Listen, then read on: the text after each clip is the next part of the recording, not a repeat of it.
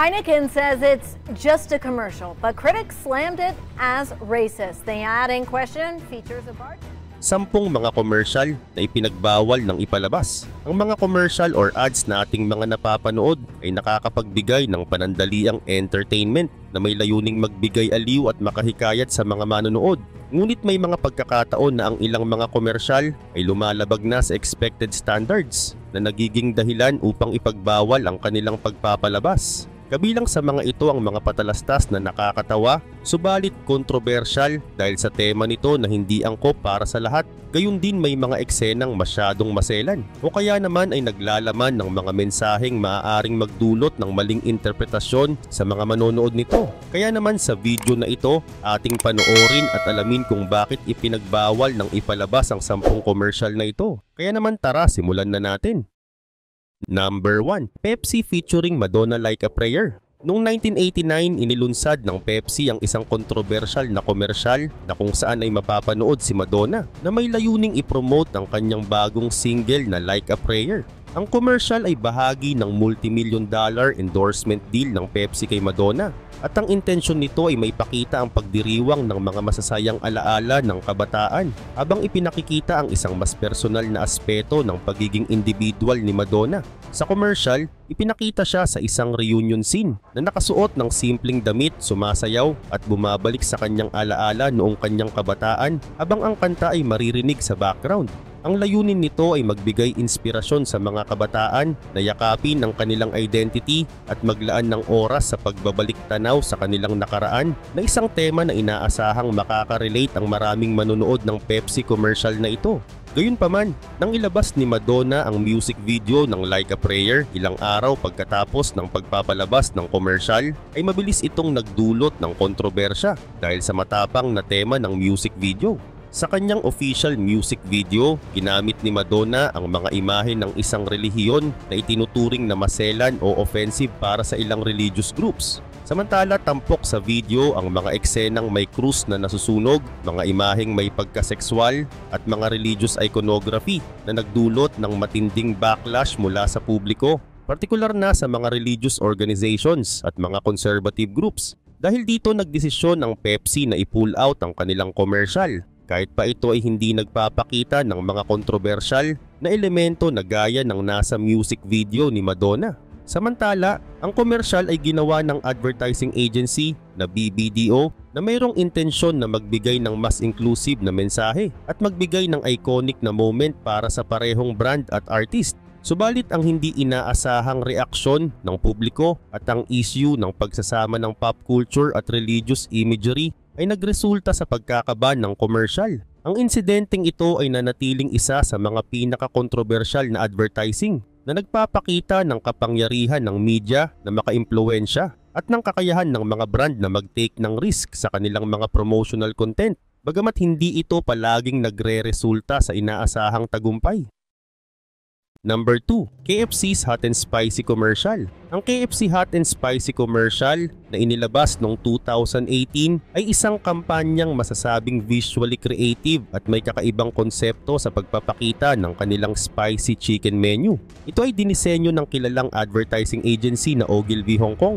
At layunin ng commercial na ito na ipakita kung gaano ka-hot at ka-spicy ang kanilang fried chicken. Sa mga print ads ng campaign, makikita ang mga images ng mga eksenang may apoy tulad ng nagbabagang kotse, fireworks display at isang rocket launch, subalit sa mas malapitan na pagtingin rito, ang mga apoy na makikita ay pinalitan ng crispy at malaapoy na itsura ng piraso ng KFC Hot and Spicy Chicken. Ang visual na konseptong ito ay napaka-innovative at naging viral kaagad sa social media dahil sa kakaibang paraan nito ng pagpapakita ng kanilang produkto. Bagamat hindi naglalaman ng maselang tema o sensitive imagery ang mga larawan, ang kampanya ay nagdulot ng ilang reklamo mula sa mga viewers sa ilang bansa, partikular na sa mga lugar kung saan sensitibo ang paggamit ng imahe ng apoy sa advertising.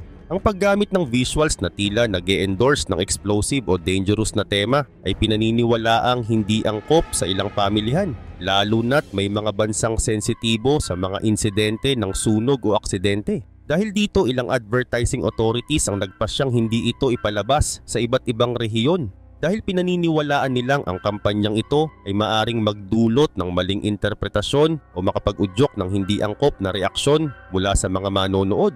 Sa kabila ng mga pagbabawal, naging matagumpay ang KFC Hot and Spicy campaign at nakatanggap ito ng mga papuri mula sa ad industry na kinikilala ang creative approach nito.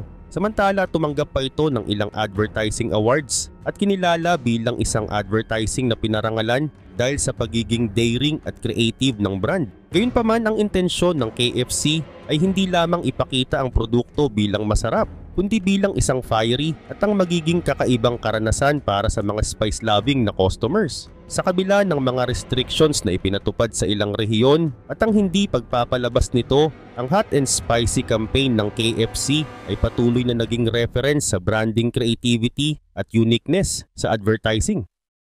Number 3. Carl's Jr. All Natural. Ang commercial ng Carl's Jr. na may pamagat na all natural na inilabas noong 2015 ay naging controversial dahil sa provocative content nito na naglalayong ipakita ang all natural na hamburger ng brand sa isang kakaibang paraan. Ang advertisement ay pinagbidahan ni Charlotte McKinney na isang modelo na ipinakitang naglalakad sa isang pamilihan na tila walang saplot na may mga strategically placed na gulay at prutas na nakatakip sa mga sensitibong bahagi ng kanyang katawan. Habang naglalakad siya, ipinapakita ang kanyang natural na katawan. At sa dulo ng commercial, inihahain niya ang all-natural burger na simbolo ng pagiging organic at walang preservatives nito na isang direktang pag-promote sa kanilang produkto. Gayunpaman, ang ad ay ipinagbabawal na ipalabas sa maraming estado at sa ilang mga TV network dahil sa sexualized na content nito na itinuturing ng marami bilang inappropriate o hindi angkop para sa general viewing audience. Maraming consumer ang nagreklamo dahil sa over-sexualized nature ng commercial na ayon sa kanila ay hindi na tumutugma sa brand ng pagkain at pagkain ng pamilya. Itinuturing ng ilan na ito ay exploitative at tila mas nagpo-focus sa katawan ng modelo kaysa sa mismong produkto. Bukod pa dito, ang Advertising Standards Authority o ASA at iba't ibang grupo ay nagbigay ng mga feedback na ang ganitong klase ng advertising ay hindi ethical, lalo na't hindi ito family-friendly. Samantala, ang commercial na ito ay gawa ng ad agency na 72 and Sunny na isang kilalang agency na may expertise sa mga daring at edgy campaigns. Ang kanilang layunin ay gumamit ng shock factor para magdala ng atensyon sa Carl's Jr. at sa kanilang all-natural na produkto. Bagaman matagumpay ito sa pagpapasikat ng burger, ang desisyon ng Carl's Jr. na gamitin ng sensuality para makuha ang pansin ng publiko ay naging controversial at nagdulot ng debate tungkol sa tamang paraan ng pag-promote sa fast food industry.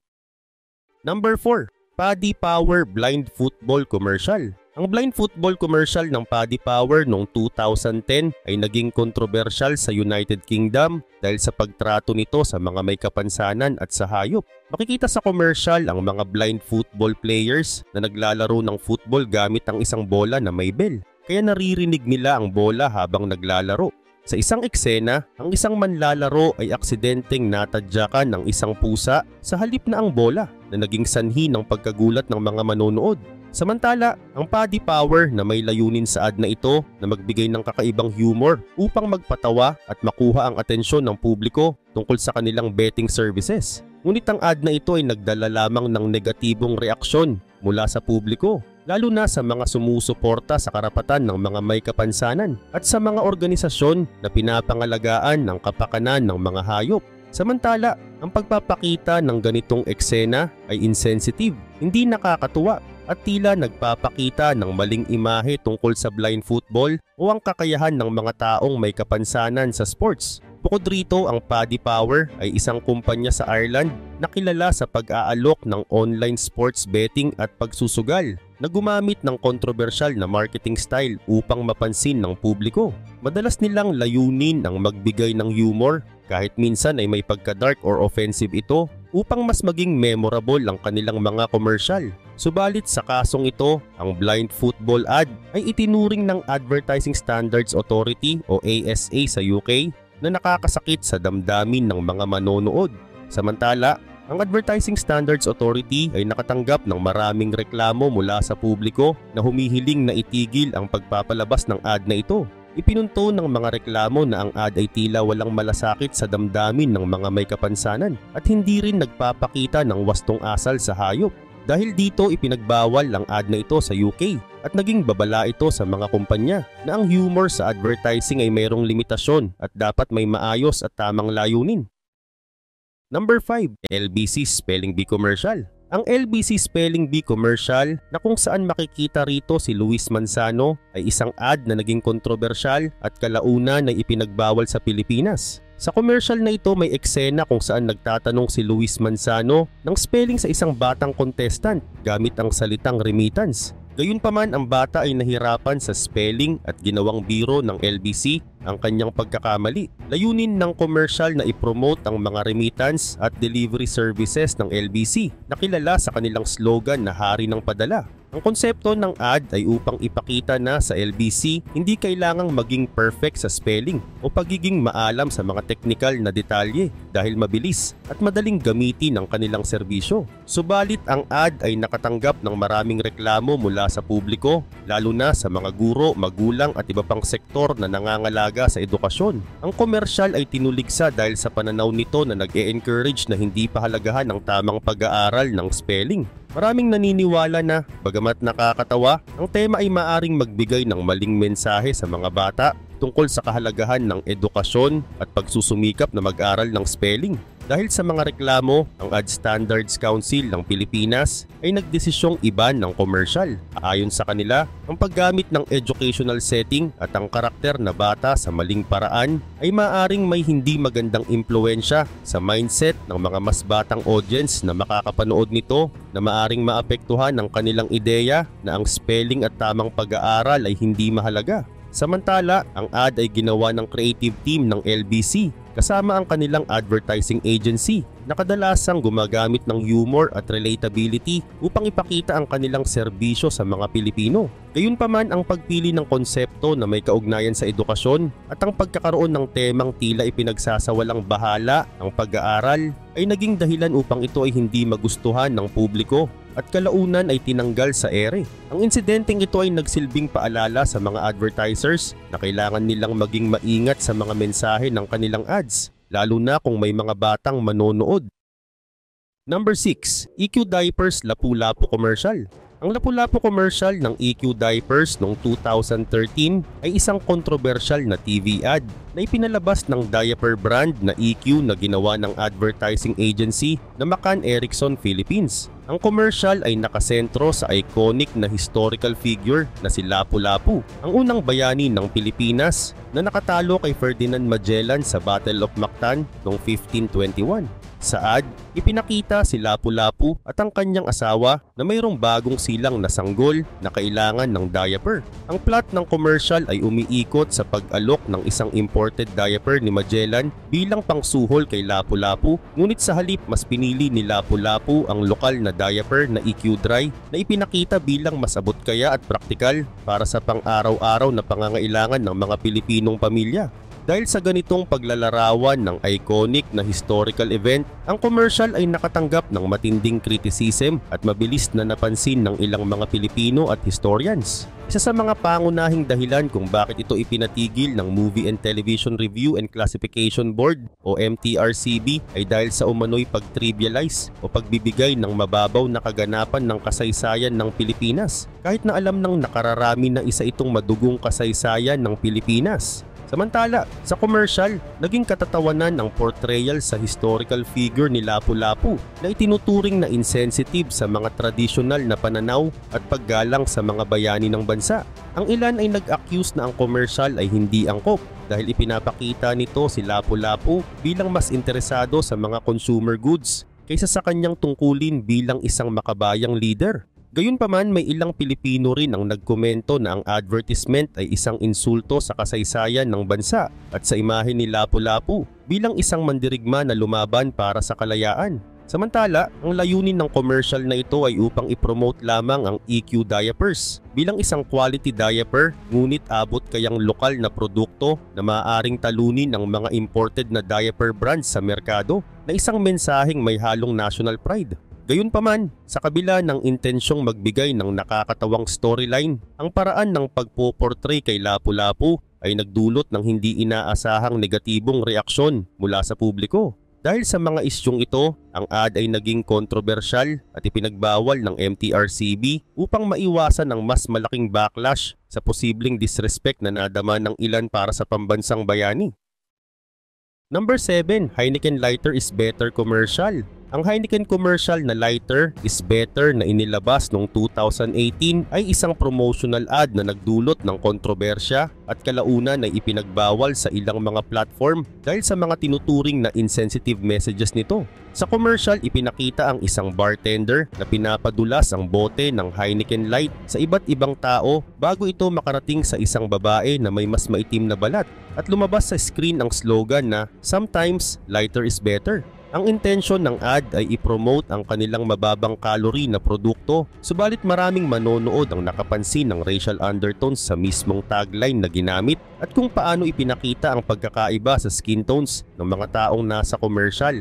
Ang Heineken, na isang malaking international beer brand, ay nakatanggap ng malawakang backlash mula sa publiko at mula sa mga kilalang personalidad tulad ni Chance the Rapper na nagkomento na ang commercial ay mayroong racist implications. Ang naging kontrobersya ay nag-ugat sa double meaning ng salitang lighter sa tagline na lighter is better na maaaring mag-refer hindi lamang sa light beer kundi pati na rin sa lighter skin tone na naging sanhi ng mga kritisismo mula sa iba't ibang grupo. Dahil dito binawi ng Heineken ang ad mula sa ilang platform at naglabas ng public apology na nagsasabing hindi nila sinasadyang magkaroon ng racial implications ang mensahe at na ang kanilang layunin lamang ay i-highlight ang mababang calorie content ng kanilang produkto.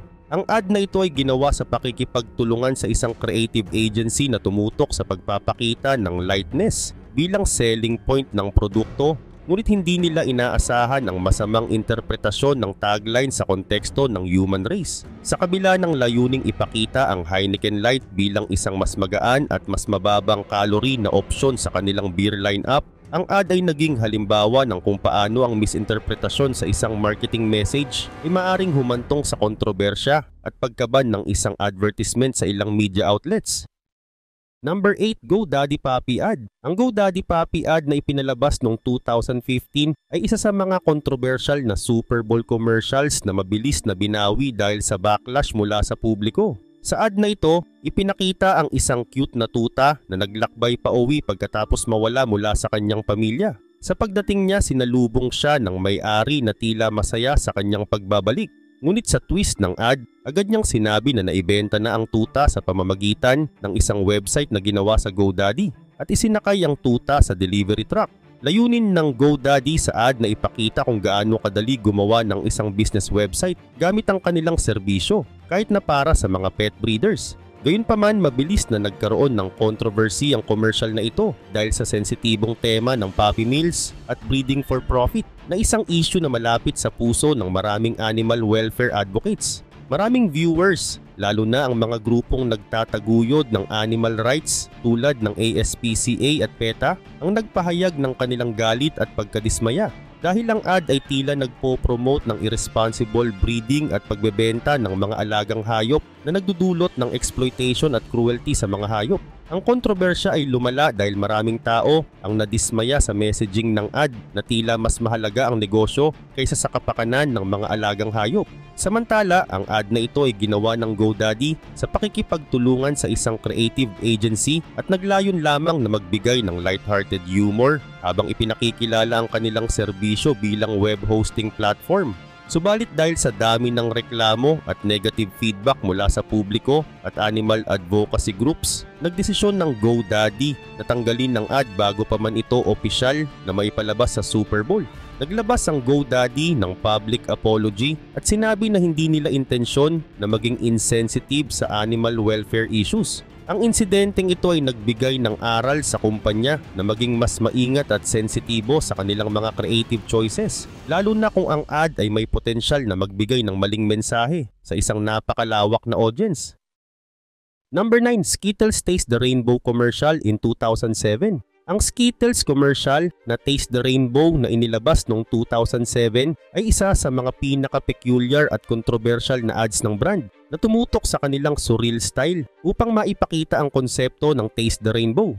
Sa isang ad mula sa seryeng ito, makikita ang isang lalaking may kakaibang kondisyon na kung saan ang lahat ng bagay na kanyang hinahawakan ay nagiging Skittles. Sa simula tila masaya at nakakatuwa ang konsepto, ngunit habang umuusad ang ad, ipinakita ang lalim ng problema ng karakter dahil hindi niya mahawakan ang kanyang pamilya o makakakain man lang ng normal nang hindi ito nagiging Skittles. Ang seryosong tono na may kasamang dark humor ay nagbibigay ng kaunting unsettling vibe. At sa pagtatapos ng ad, tila may katanungan kung ang gift niya ay talaga bang maganda o sumpa. Ang layunin ng ad ay gawing memorable ang tagline na Taste the Rainbow sa pamamagitan ng paggamit ng humor at surreal na konsepto upang ipakita ang pagka-unique ng Skittles bilang candy na may iba't ibang kulay at flavors. Samantala, ang ad na ito ay likha ng DDB Chicago na isang kilalang creative agency na nagtulak sa brand na magkaroon ng quirky at bizarre advertising style upang mag-stand out sa candy industry.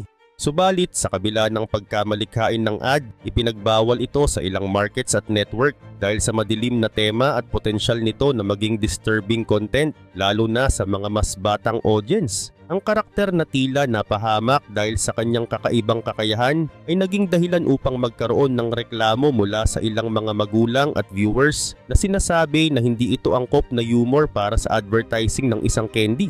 Gayunpaman, ang commercial ay hindi lamang nakatulong na magbigay ng kasikatan sa Skittles bilang isang adventurous na brand pagdating sa ads, ngunit nagbukas din ng usapin tungkol sa kung ano ang angkop o hindi sa mga patalastas, lalo na kung may halo itong dark undertones. Ang Taste the Rainbow campaign ay nagpatuloy at nanatiling sikat, ngunit ang specific na ad na ito ay nagmarka ng limitasyon sa kung hanggang saan ang kaya ng Skittles sa paggamit ng edgy na content sa kanilang advertising, lalo na't karamihan sa kanilang target market ay kabataan. Number 10, Burger King Whopper Virgins Commercial. Ang Burger King commercial na Whopper Virgins noong 2008 ay isa sa mga pinaka-controversial na marketing campaigns ng brand na naglayong i-highlight ang lasa ng kanilang Whopper Burger kumpara sa iba pang competitors tulad ng McDonald's Big Mac. Sa ad na ito, nagpunta ang isang crew ng Burger King sa mga remote locations sa buong mundo, kabilang ang mga komunidad sa Thailand, Romania at Greenland upang magpatikim ng Whopper sa mga tao na hindi pa nakakaranas ng fast food o kahit ng burger sa buong buhay nila, at sila ay tinawag na mga Whopper Virgins. Pagkatapos nilang tikman ng Whopper at Big Mac, tinanong sila kung alin ang mas gusto nila at ipinakita sa ad na mas marami ang pumili sa Whopper na mas masarap. Samantala, ang layunin ng ad ay simpleng ipakita na ang Whopper ay mas masarap kahit pa sa mga taong walang exposure sa Western fast food. Sa pamamagitan ng paggamit ng Whopper Virgins bilang konsepto, nais ng Burger King na patunayan na ang kanilang produkto ay kaya pa ring talunin ng competitors kahit sa simpleng taste test lamang.